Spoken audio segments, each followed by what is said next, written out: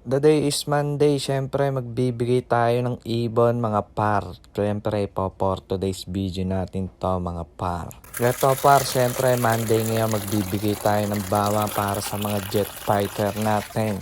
Mga newbie, ugaliin nyo magbigay ng bawang kada Monday. Maganda sa puso ng ibon to at circulate ng dugo nila.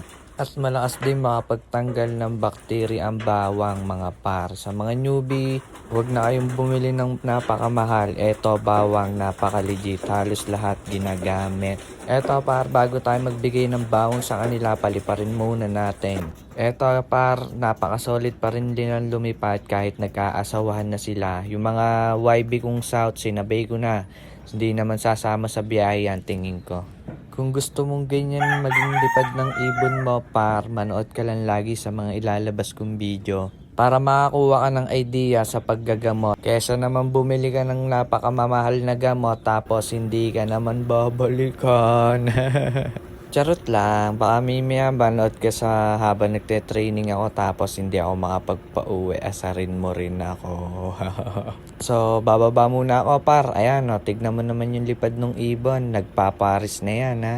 Kaya kung gusto mong maging ganyan ang lipad ng ibon mo, lagi kang manood sa akin. I-follow mo na ako sa Facebook at i-follow mo ako dito sa YouTube account ko. Dito na ako mag-a-upload. Ayan par, mag-subscribe ka na dyan para makakuha ka ng ideya lalo na sa pagte-training at paggagamot pag umuwi ang ibon.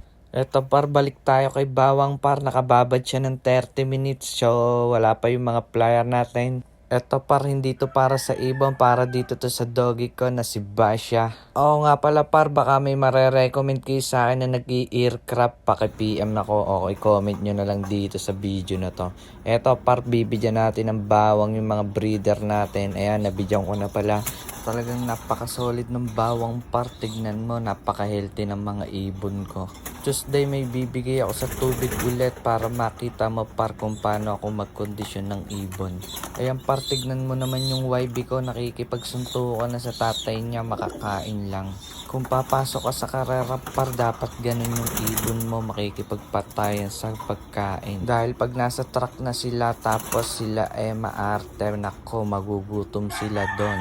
Kaya habang bata pa lang par, dapat nagpapatayan na sa patuka. Eto par, habang hinihintay natin yung flyer natin, pakainin muna natin ang doggy natin, baka magtampo siya. Baka hindi tayo bigyan ng magagandang anak neto pagka hindi natin to pinakain. Eto par, balik tayo sa gift bird natin. Eto yung nahuli ko, ibibigay ko na sa inyo dahil walang nagke-claim dahil taga Cavite pa ata yung may-ari nito. Eto par, dadagdag ko na tong brown tsaka tong checkered. Yung checkered lahi ng mga ibong ko to. Itong brown hindi ko alam, dagit din to, walang nagke-claim.